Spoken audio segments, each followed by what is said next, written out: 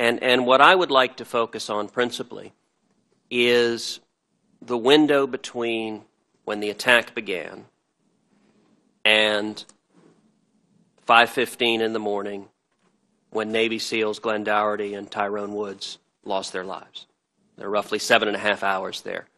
And I recognize that in any military conflict, one inevitably faces the proverbial fog of war. But what I'd like to ask you to do is use the 2020 hindsight we have now. If you could go back in time with the knowledge you have today and play it over again. If at 9:42 p.m. Benghazi time, when the first attack began, you knew that at 5:15 a.m. 2 former SEALs would be on the roof of that annex and would face mortar fire. What specifically could have been done if we had that knowledge? And I recognize that is a hypothetical, but if we had that knowledge, what military options would there have been to prevent that loss of life and to stop that attack at the annex?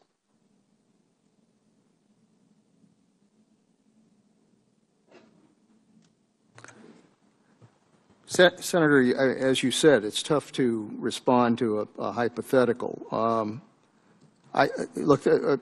Just as long as we're talking about hypotheticals, the best that would have happened here is that we would have had a heads up and we would have had troops on the ground to protect that facility. That's the best scenario, and that's what works the best. Once an attack takes place, the biggest problem you have is getting accurate information about exactly what is taking place in order to then develop what response you need to do it. You can't just willy-nilly send F-16s there and blow the hell out of a place without knowing what's taking place. You can't send AC-130s there and blow the hell out of a target without knowing what's taking place. You've got to be able to have good information about what is taking place in order to be able to effectively respond. So in your judgment, if I understand you correctly, the most effective means would have been to have boots on the ground. That's right. If, and again this is a hypothetical, at 9:42 p.m.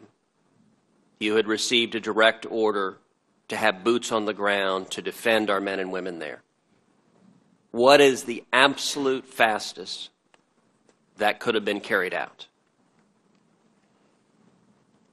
Well, based on the posture, our posture at the time, it would have been N+6 plus transit time with the closest ground force available, and so you're looking at something best case between 13 and 15 hours. So if I understand your testimony correctly, that in your military judgment that there was no way conceivably to get troops on the ground sooner than 13 to 15 hours. That's correct. How about assets like an AC-130? If you had received an order at the outset to deploy an aircraft like an AC-130, what would have been the absolute fastest it could have arrived at Benghazi?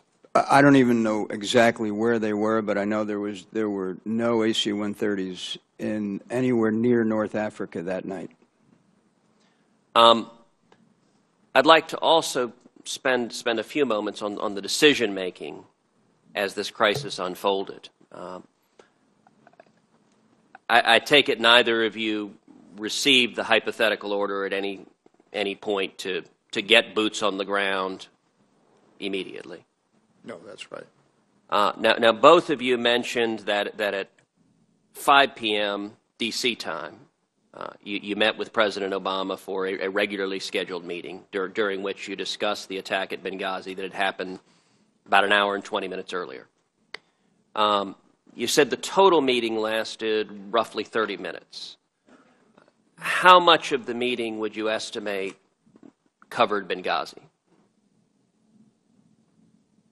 We teed up that issue when we walked into the Oval Office, so I would say that the first 15 or 20 minutes was spent on the concern about that, as well as Cairo and what might happen there.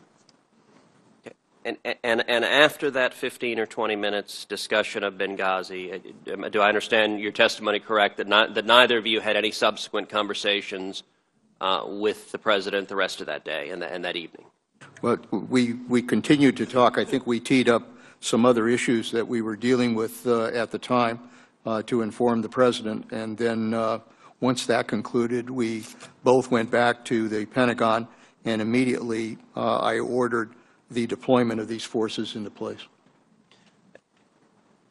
In between 9:42 p.m. Benghazi time, when the first attack started, and 5:15 a.m., when Mr. Dougherty and Mr. Woods lost their lives, what conversations did either of you have with Secretary Clinton?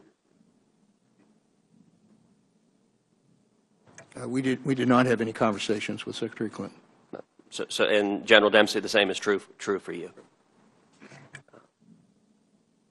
And one final question, because my time has expired. Senator Lee asked you about securing the compound and noted that it took some 23 days to do so, and I think to the astonishment of many viewers, we had CNN news crews discovering what appeared to be sensitive documents rather than U.S. forces or law enforcement. And I just want to make sure I understood your answer correctly, in that you said that you were not requested to secure the compound, and had you been requested to secure the compound, in your judgment, the U.S. military could have done so and could have done so effectively? Yes. Yes. Thank you, Mr.